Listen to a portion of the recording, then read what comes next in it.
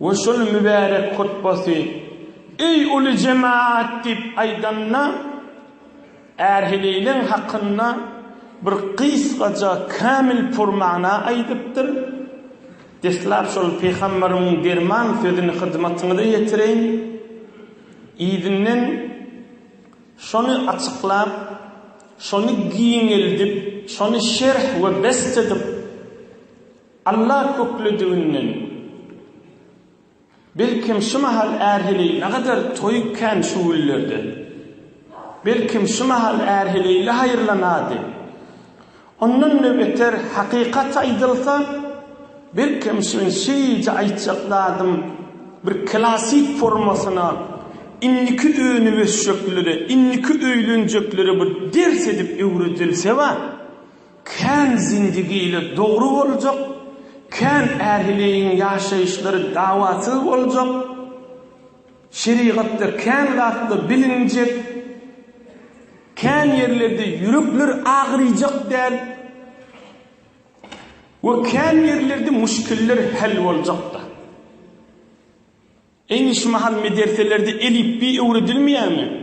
Şunun yani bir erhili şun aytacaklardı mı? Kaş her nikah ilanla yok nikah ilanla değil.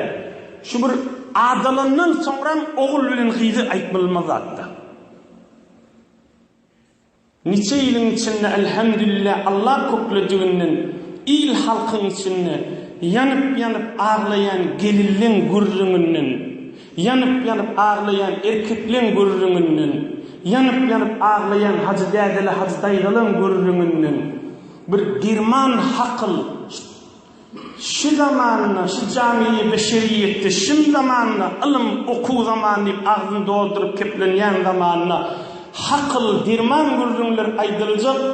Belkim bir yaşoğlu'la dinlen, belkim bişimin aydamdan son şun erti bir yılın biz dünyadan geçemizden son belkim bir adam gayret edip mert bolup men şu aydiyan zatımı mektub edip alem cahana yayrasa özüne de uluqon soğap bize de belkim soğap bolup izimizden barıp dursun. Beyli erhiliğin arasına aydılacak bir kov hakıl, kov bir mana gurrunlar. Kadrın bilmeyene adam yeri hay kadri bilinmeyen zamanla dedi. Belkim yine bir hakıllı, bir cavan oğlanlar, bir düşünlü, savatlı, bir fehmide, alımlı, bir nivisende ya yürüyü yanyan bir başka doğullamada hem Türkmen dil ve beyliki dilleri de geçirip kendi zindigiyle doğrulmağa sebep olacak zatlardır. Bu şunun bir neçesi kaş 20 yıl, 30 yıl, 50 yıl bundan odollu bir tufar yaşlılar var. Ömrün yanık geçirdiler. Erhiliğin arasında, enesinin arasında, kaynenesinin arasında necire haletçeğini bilmeyen geçirdiler. Onu geçiptir de. Ve her hal inniden meylekte olsa şayet bir neçe adamlar muhim deyip bunu muhim değil hesap etsin. Ama sın muhim gördüğünde. Erhiliğin arasında aynene bilin bir kıyskaca 7-8 madden getirildiğinde hizmetine de yetireyin. 7-8 bir madde kanun formasında hizmetine de yetireyin. Bir her uyuşmeliklerde bir meydanı giyirip her kim aydıp bilecek gurrunlar derler. Onun için kadrini bilin zebit boluvati uyda oturdan yanın yine bir gaytar. Men öyle yürüğüm isteyen zadi bir düşünmeli cavan oğlan şuları yazıp alem cihanı yayratıp bilse de Huday şol iş eden adamı cennete firdevs versin. Geleyli Resulullah aleyhissalatu vesselam hutbe-i şerifesinde Arafat meydanında zinanalın hakkında tafşırıptır. Dünya boyunca hukuku beşeriyetten kepleyen kafirler ve Müslümanlar her kim olsun Peygamberin zamanında keplenen zata o zaman neyki hileyi adam hesap edilmeyer şu tayin fikri salmalı okuli, tarihtan savatlı Peygamberin aydanlardı ha şu mahal ahun minbirde aydiyanlardı der ha 1400 yıl bundan oldu zinanani hayvança hesap edilmeyen zamanında näme tarşılıktır. Amma ba'du eyyuhan nas, bir neçe gurrunlara geçen hafta Peygamberimizin gurrunu geçti. Biri-birinize hormatını saklamak, Mekke'nin hormatını saklamak yalı deydi. Ama ondan sonra ey adamlar deyiptir. İttakullaha Teala vestavsu bin nisai hayran. Allah'tan korkun. Zinanılığında yaxşılık edin. Yani näme yaxşılık edin? Yani zulm etmem. Yani zulm etmem. Yani zulm etmem. Çünkü o zamanlar bir toforları zinanlara hak vermeyenmiştikler. Derdi doğan ölse mesela mal verilmeyenmiş. Ya bir tofor yerlerde adam dünyeden geçti zinanasını otlak gönderiyenmiştikler. Eğer ya ölünden sonra zinananda yaşama hakkı yok deyip. O şuna mengliş yeniden diyen ey alem cihanda yaşar verildi. Beşeriyetin tarihinde ahlakta tek olan Resulullah Aleyhisselam evvelin şahsi ki şu milletin içinde zinananın hakkını keplen büyük insanlar. Adamla deyiptir. Zinananlara yaxşılık edin. Yani zulüm edmen. Zulüm etmeyecek bolsan näme etmeli? Huday näme buyuryan bolsa şonu etmeli. İnşallah işte açıklar. La yemlikna li enfusihinne şey'en. Ve innekum innema akhadtumuhunna bi amanatillahi azze ve celle. Ve istahlaltum furucahunna bi kelimatillahi azze ve celle. Ey adamlar, Peygamberimizin derman sözü. Bir-birinden kıydını Hudayın adını tutup, elinden tutup öyünüze götürüyeniz. Nikah kıymakta. Hudayın adını tutup, elinden tutup öyünüze götürüyeniz. Fakat erinin yaxşılığını göz tıkıp şu denanak yaxşılık edin. Onun hiç adı yok. Erinin yaxşılığını məhtaç bolup dur diye. وَلَكُمْ عَلَيْهِنَّ حَقٌّ وَلَهُنَّ عَلَيْكُمْ حَقٌّ Hadithun sahih. Erlen hakkı vardır zinanlarının beraberine. Zinanların da hakkı vardır erlerinin beraberine. Erlen hakkı vardır zinanlarının beraberine. Yani bir neçeler zinanların vazifesi erinin beraberine ve bir neçeler erlen vazifesi zinanlarının beraberine. Bir tofarzat zinanların vazifesi erlerinin beraberine.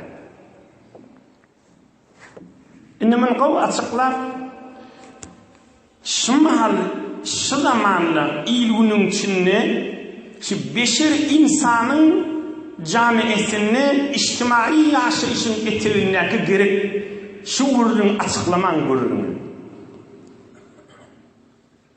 Ey cemaatler, ey yaş oğullar, İzdivaçta erhile nikahda nikahdan önce ene dede yok bolsa doğan ağa yok bolsa bir oğlan yaşlısı bir oğlan ahuni nikahdan önce terbiyet vermeli. Hem şu kıydı olan şu denana nikah edileceği ve hem erkeğe.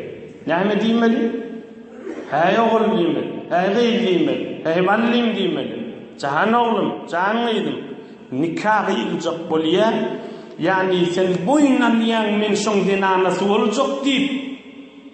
Yani sen boyunlayan men şoň äri boljak diýip 2 ay 3 ay geçeli gayrat et. Şoň yokuş bolýan zatlaryny bilip de şoň yokuş bolýan zatlaryny etmejek bol. Hem geline hem erkeğe tapşyrmalar awwal şuda. Ärin kılygyn tap şoň yokuş boljaklardyny, yokuş bolýanlaryny falanylar bilen gatnaşma diýse, bilesiň gelse delilin sonra, ay bena şoňa gatnaşdyň imanyňdan çürim, imanyňa zarar berermi diýen, ya şoňa meňdeş bir zat diýse, ya men hulasa tabiatym harap bolýar, ya falan wagtda şerik çykma, ikinniňden çykyp ýörme, werdişetden erti bilen çykaga, ya şoňa meňdeşlikla. Odul enata terbiyete aýtmaly. Ärin dinanan yokuş wurjak zadyny bil, şonu etme, täz zindigi dogry bolar ýaly. Şalay diýen gurrüňi kafir da kabul etýär, musulman da kabul etýär. Näme diýip bir musulman sowatly, täsirkardy, düşümli, onda da gelin aýdýar, ýok diýär, men ne boýdaşlym falan muga çykýar, men şo muga çykjak diýär. Ine zindigini haraplamak daşy. Hem hakly, hem sowatly, hem düşümli, hem bir zindigini dogurlamak. Zindigi ey jawan oglanlar.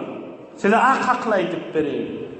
Bir qyýy oglan bellenini bir oturşyl ýerde şonu gör, odulla kam aýdylanlar mikrofon şitiri bondan şimin berdi.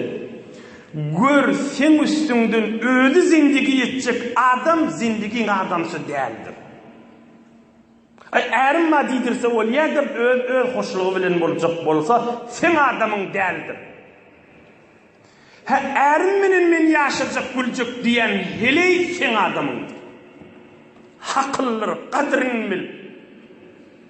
Sen arkandan ödü bulup ýaşajak bolsa, ya danışgasyny, ya bazaryny, ya öýünni, ya öý mahallesini erma diýdirse boljak bolsa, şoň kipliýän kefinden aňjak bol. Şolardan sen ýaşajak adamyň däldir. Öli insan içiň ýakyp bagyň ýakyp geçer. Sen menen gülüşmäň barnamasyny däldir. Emme görýän sen zindigiňi goşulşyp sen menen gülüşmäň barnamasyny bolsa, ol ähli zindigidir inşallah.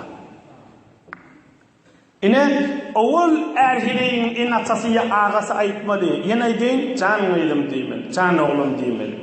Bar ýangdan zindigi hawa, şol denanan, şol ärin ahlagyny tapjak bol, yokuş görýän zadyny etmejek bol. Şo yokuş görýän zady sen höwet etýän zadyňda bolsa, Hudaý üçin şonu ep beraba. Hamana er yokuş görýär palany hemsaýa barmy diýe. O da sen boýdaşyň. Barda aýt, meňe adamyň yokuş görýär, janym menne oturşyk, hoş Allah ýaryn diýip. Muşkili ýok ki, zindigi dogry bolsun. Tä hemsaýa bilen gatnaşylanda näme, gatnaşylmanda näme. Nägadyr şu hemsaýa bilen gülüşjek diýip zindigi ile dargady. Indi o hemsaýa meň bilen işide ýok dem, ýyllyda bir sataşanak dem. Şoňga ünni görjek bolup zindigini haraplady. Şoňga ünni görjek bolup zindigini haraplady. Şoňga ünni görjek bolup zindigini haraplady. Indi işide ýok dem, görenak dem onu. Bilar güni bar. Haklyny işletmeli. Hakly işlep pikir etmäne wagt ýokdy bolsa, hakly alsyn iki dünýä sabat bolar. Ya erliň arasynda denany aýdýa ärini ile ýagyndan tutýa, sen palanylar bilen giýje oturşýan ya giýje çykýan diýip ýalbarýa-da ärini gitmesen gowy boljak diýip. Olal äri terbiyetini aýtmaly. Hudaý üçin aýt tarapy.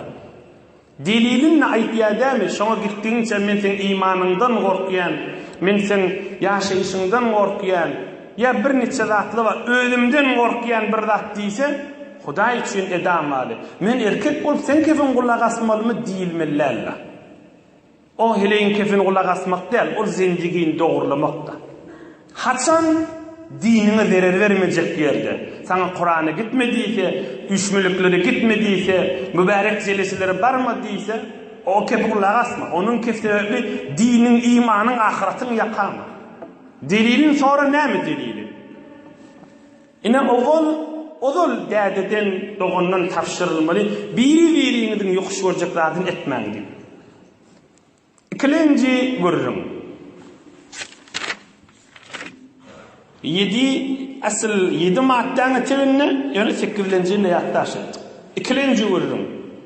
Ey cemaat, ey ýaşullar, ey ahunjallar, ey sawatly, ey düşümli, ey hemme cemaatlar. Bir zat zihniniňizde bolsun. Çağılary terbiyet berenizde. O da näme? Ahlak ütgeýänlerdir. Şunu oğul bilen qyýdyň baýat terbiyetine salmalylar. Erkoğluna hamana aýdýanda, sen denanan gelýär 2 ay, 3 ay ýeteli görýänmiň ahlagy başga tüýsülmüşdir.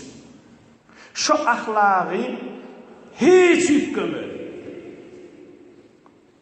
hiç ütkemez. Hiç ütkemez.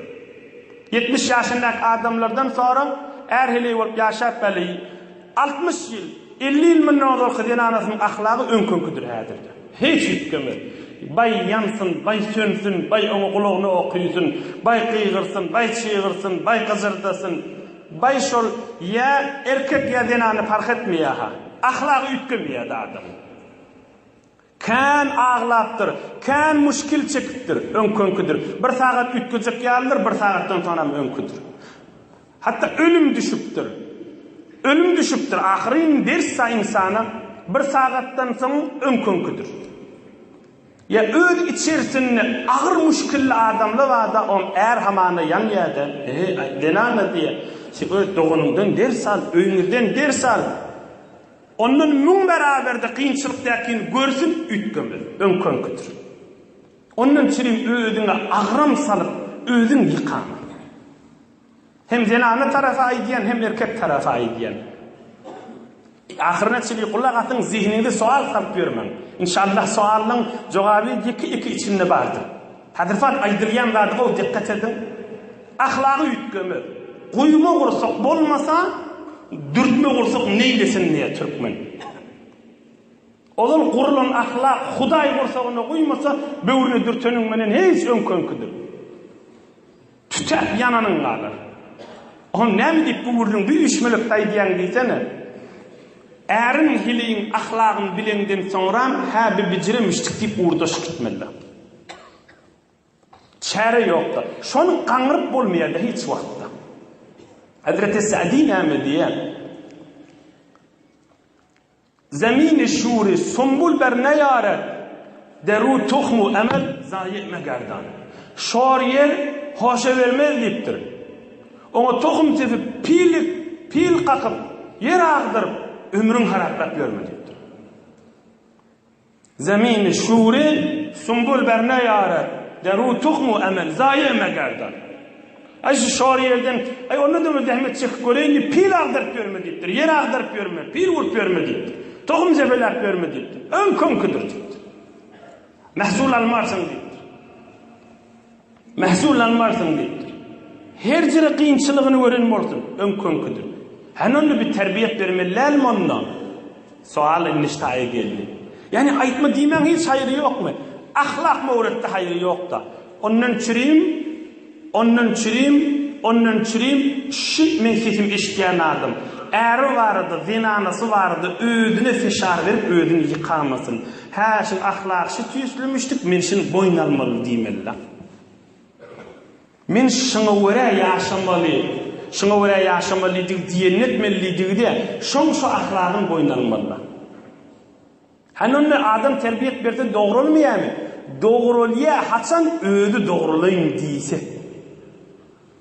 Ama ödümün doğrulayın deyse, sen amana din şey deyiptir, şeriat şey deyiptir, ulamalı şey deyiptir. Ha heyli mi? Onu men zahmet çekeyin, onu etçik bolayın deyse, o adam doğruluyor, o zenanı doğruluyor. Ama ödü doğrulayın deymese, mün yıl başında Kur'an okuyup ders ver, ha şeyli mi der, bir saat, yarım saat, 5 dakika sonra mümkündür. Mınay diyen ki bayit, bunu hükmen bilmeli. Odulla oğul giydi, odul ayıtmalı. Ahlakını bil, on uğurda çıkıp ütketecek korkuyor mu? Ütkemez bilmeli.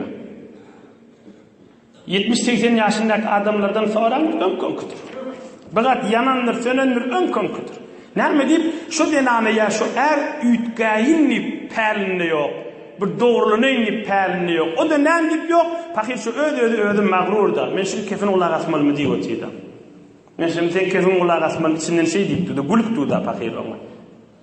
Ödüm bilen deyip da. Geçen haftada geçti olur. Yine ahlak ütkömeyerlik kururun. Her nicire muşkilleri versin. Önkönküdür. Ama üçlenci vururun. Ulukan mesele vururun bir de. Hediye etmek ve mehabbet etmek vururun. Denanasının adına maşin edecek, ya öy edecek, ya yer verecek, ya tükan verecek. Ey cemaatler, ak haklay deyin. Şu haklay tamam umumen erkek ve ayarlı onlara ediyar. Şu maşin, şu dükkan, şu yer, şu yurt, şu mali, şoň adyna bir wagt et, erti qahar edakany zindigiňden çykyp gidip şo zady alyp gitse, ýykylyp oturmajak bolsaň. Gaýtaý diýin. Şo ýer, şo öý, şo tükan, şo ekrançylyk, şol ulukon mülkü şoň adyny et. Ama oğrun çäçikden indi adyny boldy da indi. Am bir yalandan bahane bilen urşup gidakana sen malyňdy sıfır alyp gidip de ýerde oturtmajak bolsa et. Ki bir neçe adamlar fakirler gowuran bolup şeýtdiler, o da mülkü alyp gitdi. Ohm ýöne ýeriň üstüne, boşça ýeriň kilimsiz ýeriň üstüne oturadylar fakirler. Falan boýduşum şeýle bolupdyr, falan ýerde doganyma şeýle zat beripdir, falany falan zada şeýle zat beripdir. Sen men gowurmaýanmy, sen baýat maňa bermeli, birda wazifaň adam. Hudaýa emretmendi. Mehabbet mes'uliyet miktarınçı etsen iki dünýäden ahdyr. Mes'uliyet miktary näme? Kıyamet yakan tutulacak miqdar yaxşılık et hem hem hele iki dünyası avattır. Kan genany erkekli buurun isteqin görerler. Emma hak görürün, safı sadık görürün, duppu doğrucu görürün, zindigiler doğrulayan görürün da. Bu mahalqin görýänlere de bolsa inniki öňe beselleri menden ýadygarlyk hakly bolsun. Din için, iman için Müslümanları yüreğimiz yanmadan çirimde olsa ben açık aytýan şu milletin içinde alem cehane eşitlerine de Hudaý cennete firdevs versin. Her näme bersen ber. Şonu alyp gidenni ey beýdir diýmeýärdim diýip çöküp oturmajak bolsaň ber. Yani sadece aýdyň. Kişiliwany ber, şunu erti alyp gider diýip pikirine bollar. Şonuň gitýä elimden nide berdi. O gideni bilen müşkil ýok ki diýip ber. Sonra yüreğin yanıp çıktı, kilimsiz yerde oturmalı olama. Mınna deyin, sonra hakıl olsun, din görürün olsun, açık olsun, yüz gören cennet görmez görürün olsun. Şunu da kol ciddi bilağa. Aydamdan sonra hava doğray diyen akıncan diyersin. Allah berip, teşekkürünü alıp bilmedin mi? Allah berip teşekkürünü Tanrı ýalkasyn ýüzüň ak bolsun şondan eşitmedin mi? Allah'tan eşitmedik bolsaň ýeriň ýüzüniň şodurşuny bersen de eşitmezsin. Şahakly menden Allah'a. Gaýtaýdy. Doňanjym. Bir käsäni berende saňa ýüzüň ak bolsun Tanrı ýalkasyn gadryň ýokdur diýmedimi? Şunu altından etdi ber, onu ýene aýtmady. Memnun teşekkür diye kana 2 daga sonra öňküdür. 2 daga sonra öňküdür. Şayet 2 daga da yetmez. Şayet içiň ýakyp wazifany diýsin. Wazifa derkibi. Çär tarapdan çeheley tarapdan. Çär tarapdan çeheley tarapdan. Çär tarapdan çeheley tarapdan. Mesuliyet miqdar, yakan tutulacak miqdar ýaxşylyk et. Bolar şu. Elahı yaxşılık etjek diýip görme. O bize sogap gerek. Şu gow wezifany ýerine ýetir, şo bolar şo kimde sogap. Elahı sogap etjek diýip ondan bir kefeşdemde ýüregimiz ýana gara gyşap oturjak bolsa, o kan sogap etmek diýilmer. Ola intizaryň üstünden edilýärler. Men beter içine girmeýin ki hemme kişiň mudiriyeti, ahlaqy, hakly çatman durmasyn. Ulu milletin hakly çatar mikdarça hyzmatyny ýetirýär. Yankıwırın näme boldy? Allah bilen ýüzüň ak bolsuny eşitmeseň, känzat bilen ýüzüň ak bolsuny eşitmersin. Bir azajyk mal berip ýüzüň ak bolsun, Tanrı ýalkasyn diýip gadyrdany eşitmeseň, känzat bilen gadyrdany eşitmersin. Odullun elhamdülillah bir öz tecrübämizdi, ýa-ni gün ýaşandan soňra Rasulullah janyň dirman sözüni şulary gördüm. Yüreğim ýöne giňip açylady, keyp bol Rasulullah janyň dirman sözü. Näme diýipdir Peygamberimiz? Men lam yashkuril qalila, lam yashkuril kasira. Rawahul Beyhaqi. Görsem Rasulullah aýdan sözümüş. Elhamdülillah.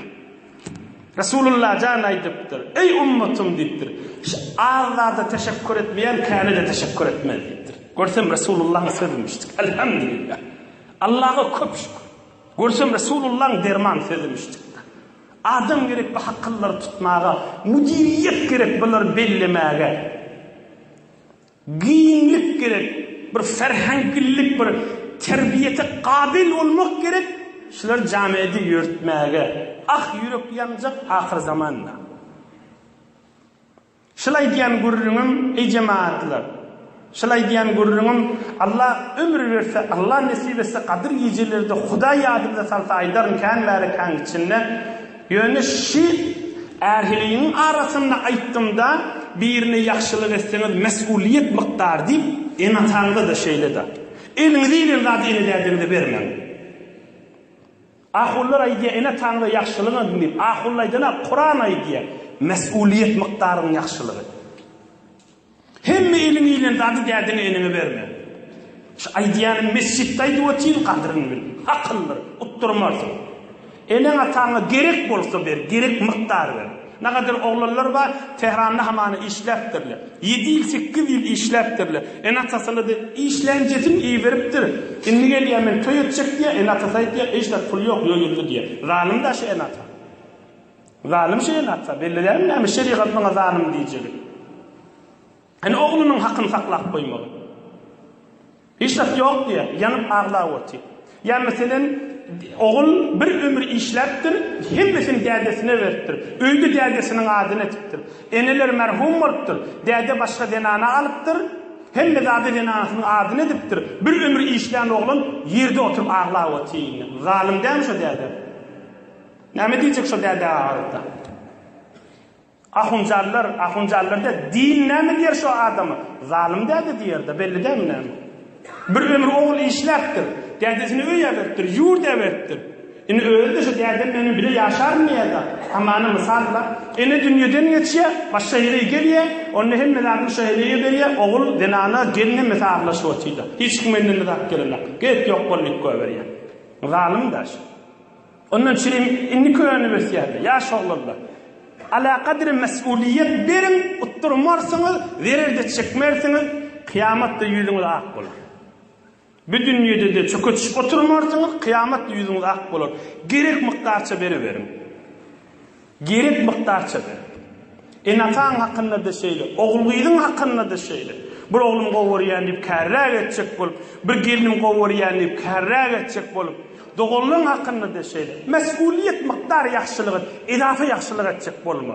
İnni ol dosa edafa yaxşılığı etcek bolup, ya daşarda birine gamın molun bolup, ya edafarak malını ihtiyarını koymaktan düyüp hakkıllan daştır. O gurrun yanımın mevzum değil, kama hal xanavadan gurrunu, erhileyin gurrunu doğultturmayın. İne alel musi'i kaderuhu alel muqtiri kaderuhu. Kur'an ayetiye. Erhili haline göre yaxşılık etmeli birine. Mesela adamsı aydiyardan denamesine men diye şıcırım malım var, şıcırım mülküm var, şıcırım bergim var. Sen şu evin başı ben razı ol. Om denana istiyor, onu da halk alıptır, men halk alıptır, men ne alacak. Tonyan nip kıssağa salsa, yine denana zalim oluyor. Haline idiyoti tamam mı? Ama halini aydıptır malı mülkü var. Onu da gerek miktarını vermedi bir erkek zalim. İsraf hatta varacak bolsa da ayıp böyle. Bir münnemeylek israf oluyor. Münnemen başarmayan değil.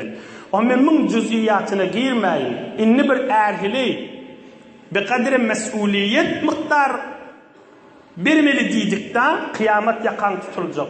İnni bir erhili ihtilaf oluyor, dava oluyor. Bir diyetin vazifen diye erkek de diye men vazifem derliye bir meselede onu şu vaqt ulamaları maslahatlaştırın. Kur'an, sünnet, din ma'namı diye hak kiminki deysin şu vaqt taysir hak bolsa şuna muti bolsunlar. Bir 3 oldu. 4-üncü. Ey hacı dediler. Ey cavan oğlanlar. Altının suvu bilen yazıp koymalı görünlerdir kadrini bilin. Kan takriben 8 yılın içinde yanıp titrep, kurip, kellesi sandırat durun, dinanının erkeklerin, gelin, kıyılın, oğlunun gürrünlerini eşitip de şeriatı köklep sana aydılıp durulun, hakıldır, kadrini bil. Şeriatı köklep aydılıp durun, hakıldır, qadrın bil, dünyanı aylaw dolaw edip de bahaqlar tasıp bilmersin, yine qadrın bil. Dördüncü görürün qamı qossany da mesuliyet miqdarın iyi. Hey dinanan mıdam yanında ağlaptı. Hey mıdam ağlaptı. Gör zulmedip dersin mi? Yok zulmetmenlersin. Gör kıyamatlık şonu eziyet versin mi? Yok etmensin. Yüreğin caylaşmaya mıdam ağlaptı. Ahundan sonra mene işi ettim onu da mıdam ağlaptı di. Onu yok sen vazifana der diyse on ağlattırırlarını sen kaptanın yüreğin yanıp da ödün yakıp da ödün uğurdama. Yine şuna diyele mesuliyet miktarınca qossa iymekta. Hamun tur erkeğin marasında. Erkek kıstaya zenanasın bir işen, zenanasının vazifem der diye. Vazifeti der olsa. Erkek yanıya, kargışı diye, sen ibadetin kabulle diye, şunu diye nettirecek boluyor. Şu zenana, şu gelin fikir etsin. Vazifeti mayşi, Huday yanına vazifeti der, kıyamette yakası tutulacak der. Hamane men ayarlığınım öldü diye de. Bir erkek zenanasını kıstaya, men ayarlığınımın naharını pişir diye. Zenanan vazifeti der ki, onun hey zulmet diye. Sen diye ibadetin kabullerle, sen erin diyen etmedin diye, erin diyen etmeli. Ne ki başka kişinin nöçeti olmalı ya hizmetkarı olmalı.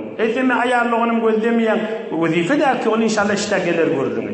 Be her hal, zenanan vazifeti dervardı erkek zor diye, onun zenanı da ağlaptı. Erkek ağlaptı sen men diyen etmeyen diye. Şu zenana gaytyan, şu gelece, şu gelmeyken, beter yüreğin ağırdık görme, erim narahat deyip. Ne mi deyip? Son bija narahat. Sen kıyamet mesuliyetin yokladı narahat bolup da. Şimdi şu vurduğun cemben diye deyin, kıyamet mesuliyetin bağladı yüreğin yansın, soğuk olur. Yüreğin yanıp can versen de kıyamet derecen olur, şehit bulursun. Kıyamet mesuliyetin yokladı. Ay men ayarlığını mıdam ağlaptı, men zenanam ağlaptı, men erim mıdam narahat. Bolsa bolsun, bolmasa bolmasın. Tabiatı şeylemiştik. Onu yüreğin ağırdıp kaptanın yıkılıp verme. Mesuliyetin miqdar narahat bol. Belkim bu ürünler hakıl olup bir neçelere girsin, te bijan narahatçılıklar bolmasın. Bijan nahak efsurda olup yıkılıp yatan adamlar bolmasın. Bijan nahak efsurda olup yıkılıp yatan adamlar zenanlar bolmasın. Beşilinci ürün. Erhiliğin arasında zulüm olayan ürünler. O zulüm bulmalı değil ürünler. Gelin mıdan narahat da öyle. Ne mi deyip? Men erim men doğullum menen bile oturup gülüşmeyer diye. Aydiye men diye Türkmen aytmışsın canım alışmaya diye. Men canım alışmaya diye. Ne mi diyeyim? Gülüşüp başarmaya diye. Hop inni zenanı ne mi diyeyim? Ha boluya diyeyim, tamam etmeli. 15 yıl geçiptir izdivaçların hadir de şuna rahatçılıktır. Sen men doğullum men oturuşmayan diye, o da men başarmayan diye de. Meğer vazifesim bir erim şöyle bilen oturuşup gülüşmek. Hem ayarlığıyla uyuştu da zendigiyin farklı, Huday yanına. Şılay diyen görürünümü kafirla da şey diyedi. Kafirla şey diyedi. Erhiliğin arasını düzgün et evveldi. Başka zendigiyin içindekiler düzgün edecek olma diye. Bir din Müslümançılık ne? Ya en şuurun erkek aytiyada. Sen ben dedem menen, nanem menen, doğullum menen qavuşmalı diye. Baham oturuşmalı diye. Ya vazife etmeler, zor etmeler. Er bilen qavulmalı, er bilen gülüşmeli tamam oldu. Sen ben nanem menen qavulmalı, dedem menen qavulmalı, doğullum menen qavulmalı. Yok bu olmadı, zalim olur. Bu olmadı, zalim olur. Hamana salam verdiye salam da vermeyedi. O öz günahı, öz salam vermeyerliği, öz şahsiyet, öz küçüklüğü. Türkmen milleti şu arada zaafı vardı. Zaafı yerde ben açık aydın elhamdülillah bir de içinde göster. Türkmen milleti şu arada ecizliği var. Çünkü Türkmen elhamdülillah bahamrak, ağzı verirek, üşmülürek, mehabbettirerek edecek oluyor da.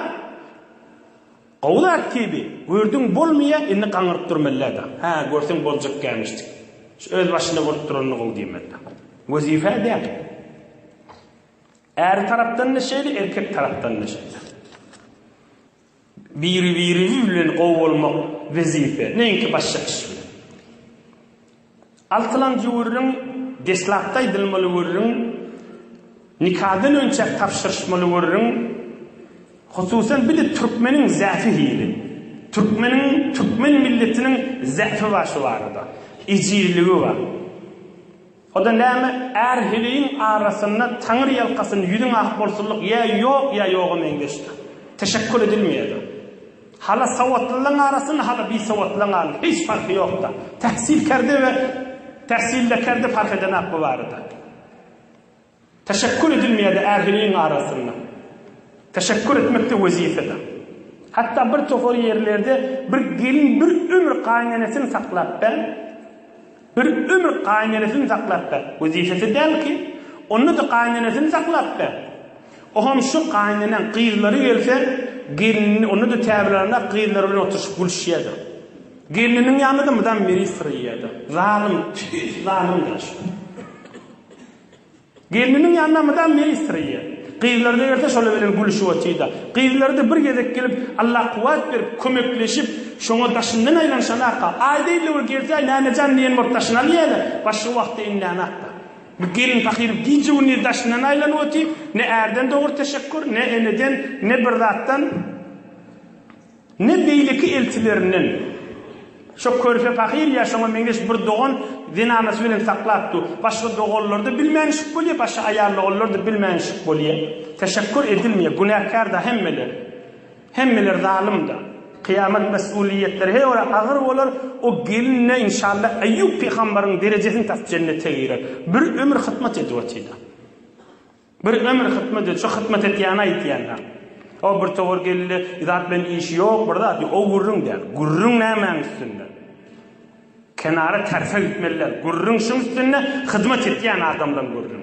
Hizmet etýän gelinlen gurrun. Teşekkür edilen. Hatta er näme diýär? Hizmet etsene etti, hizmet etmeyecek bolsaň zindigimden çık diye. Zalim da.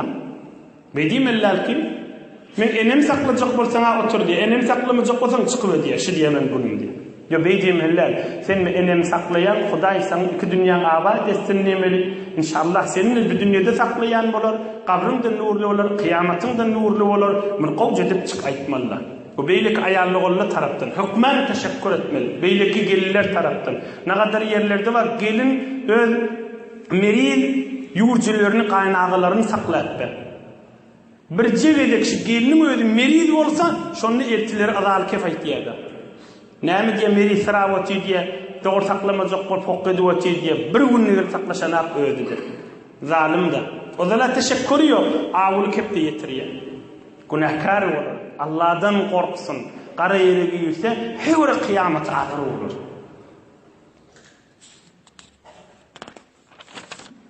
Yedilinci, taqriban ahirki madde. Bir adam dünýeden ýetýär, denanasyna mal ýetýär, äri getir diye erkek dogallara gitme diye. Bismillah.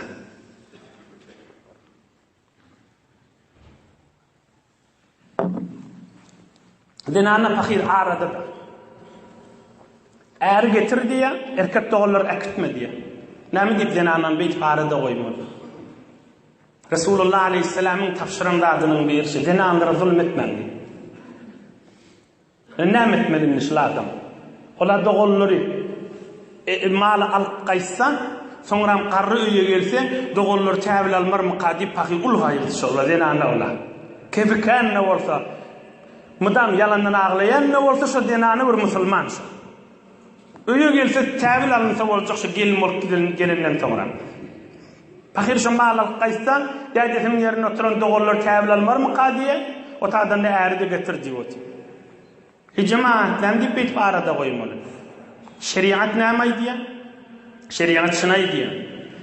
Äriň haqqy ýok denanasyna bar getirdiýmäge dogallarynyň da haqqy ýok goýuştady diýmäge.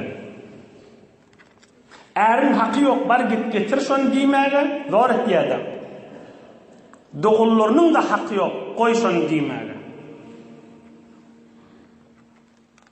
Hemmesinden meterde mal berýän ahunjan ýa şula aýtmaly. Dogan öz haqqyňdyr diýmeli. hemmesini mal verýän ahunjan aýtmaly. Aljak bolsaň şeriat aýdýan formasına al. Men öz nazaryma, öz bir şahsy, bir taýyny o şahsy nazarym. Bir wagt şonu öde aljak däl, adamymy bereyinmi ýa dogunymy bereyinmi diýen bolsa, haýsy bir mätäşrak bolsa, haýsy biriniň zindigisine gerek bolsa şoňa bersin. Täs sogaby bolsun özüniň. Müň zindigisine kömekleşdigi bolsun ýa oň zindigisine kömekleşsin. Ya ikisine de gerek, ikisine de bersin. Hala anlaşmaal sen elinde pul bar, öz jübüňde hala aljak malyň iki däne nefer görýän. İkisine de ol maňa ber diye böyle ver. Birine emmesin oňa ber, oňa zat berme ya o birine ber fark etmeýär da. Ýöne men öz nazaryma haýsy bir mätäşler, haýsy bir girigirrek bolsa şoňa ber. Tä sadakaň bolsun, sogagyň bolsun. Şeriat aýtýan formasyna täbil ber. 10 ýyl soňra meni aljak diýmeler bolsun. 30 ýyl soňra ay men şu hakkym aljak diýmeler bolsun. 50 ýyl soňra ay şu hakymdan ýeten datdan gaýta aljak diýmeler bolsun. Olur şeriat aýtýan formasyna hibe diýäle adyna, şeriat aýtýan formasyny bermeli, o tarapda şeriat aýtýan formasyny almaly, gabiz bolmaly, täbil almaly, kamil etmeli, gurrun tamam bolsun. Bir jawan musulman adamlara da imza ettirmeli, goý açyk bolsun. Ine ne äriň haqqy bar şonu getir diýmäge, ne dogunyň haqqy bar şonu goý diýmäge. Denany öz ihtiýaryna da. Yeni bir gow haqqyn aýarly gollardan düşürýän. Hiç kime de bermesin, özüne saklasın, gerek bunu bolar. Yine ahirki jawrynda deslap aýtdyk. Erhiliň arasynda ahlak ütgemýär, megerinki ütgäýin diýse şu barada. Erhili ikisi de narahat bilmeden öýde oňuşmaýar diýerler. Ýöne ikisi de narahat şytaý gowy. Biz gowurşýas diýer. Ýöne oňuşyp bilemezak diýerler. Biz gowurşýas, ýöne oňuşyp bilmeýäs diýerler. Oň ýoly näme? Oň ýoly ya nur ya Allah. Ya nur ya Allah. Ya nur ya Allah.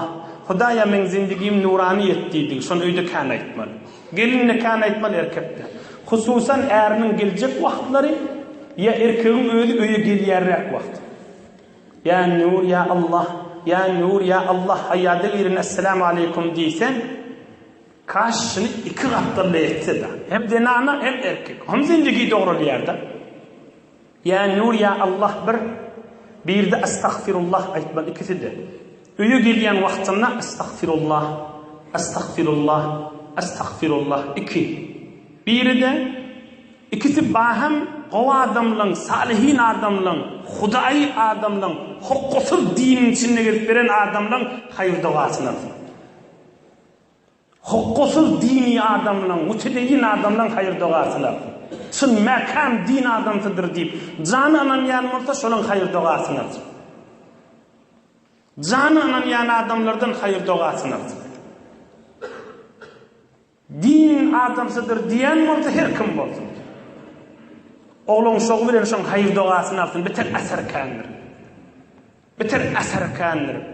Beter asar kandyr.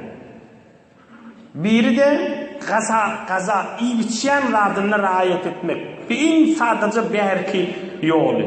Yani näme? Yani ennamını kızdırıp, ennamını hoş ketken gazany öýde ýemellerdi. Ennamını kızdırıp, ennamını gurtýan zatlar var. Adamın uykusyny behemuriye, adamın kanyny ýakýa, adamın kanyny garaltýa, bedenini gurtýa, adam uykusyny behemuriye, hol ýaly bağın üstünde akıp pişmedik moz ýaly, kebab edilýän jiger bagyr ýaly, hurma kanimek ýaly, adamın sistemin behem bolýar, bedenin suwuny gurtýar. Adam öz halatyndan çykarýan zatlar. Bulary şol adamla şu hanawadyda masraf etmeler. Bedenin mertub, bedenin öl suw kan içmek ýaly, suw kan içmek ýaly we bir zat bolsun ki bedenin suwuny sormasyn, bedenin gurtmasyn. Önküden meterseni behem vurmasın. Bir sadece kazan vurduğundan. Allah Teala yaşayışını nur imanın dolu etsin. Hakıl, dirman, mana, mangır, kanun-i zindigi aydılıp hizmetini de yetirilendir. Men şahidyan vurduğumda her dillerde, her millette yetiren adama Hudaý cenneti firdevs bersin şolar.